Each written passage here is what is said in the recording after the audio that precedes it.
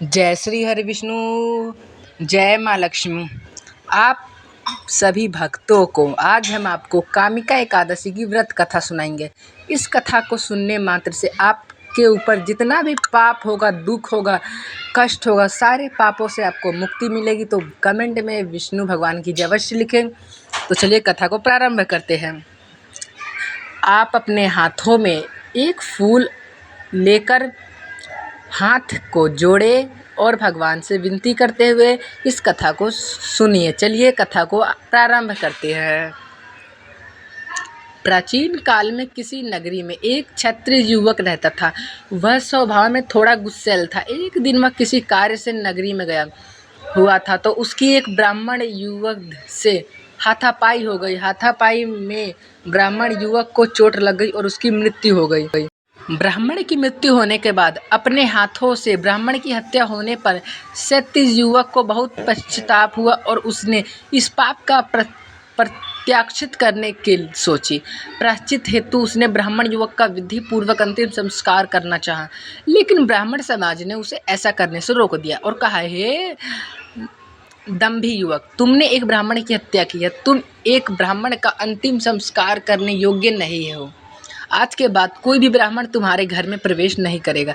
जब तक तुम अपने पाप का प्रायश्चित नहीं कर लेते, तब तक कोई ब्राह्मण तुम्हारे घर भोजन भी नहीं करेगा। क्षत्रिय युवक अपने पाप से पश्चाताप करने के उपाय के लिए साधु के पास गया। अपने इस घोर पाप से मुक्ति का उपाय पूछा। ऋषि ने कहा, हे युवक, इस संसार में हर पाप को हरने वाली है कामिका एकादशी। कामिका एकादशी तुम पूर्ण विधि विधान से सावन के कृष्ण पक्ष की एकादशी को व्रत करो। भगवान विष्णु तुम्हें अवश्य ही पापों से मुक्ति देंगे। ऐसा ही हुआ। युवक ने ऋषि के बताए अनुसार अगले सावन के महीने में कृष्ण पक्ष की एकादशी को पूर्ण विधि विधान से व्रत किया और भगवान विष्णु से अपनी पापों की माफ़ी मांगी।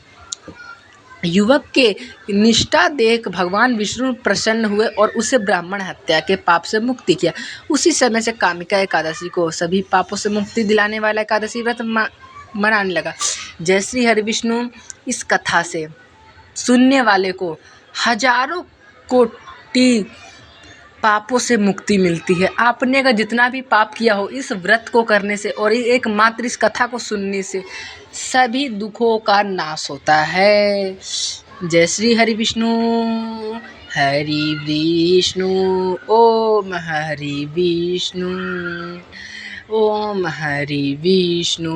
श्रीमन्नारायण नारायण नारायण श्रीमन्नारायण नारायण नारायण श्रीमन्नारायण भजवन नारायण श्रीमन्नारायण नारायण नारायण श्रीमन्नारायण नारायण।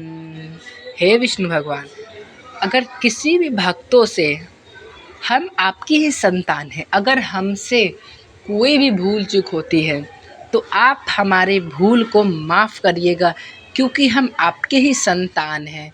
जय श्री हरि विष्णु। हरि हरि नाम जप लो भक्तों।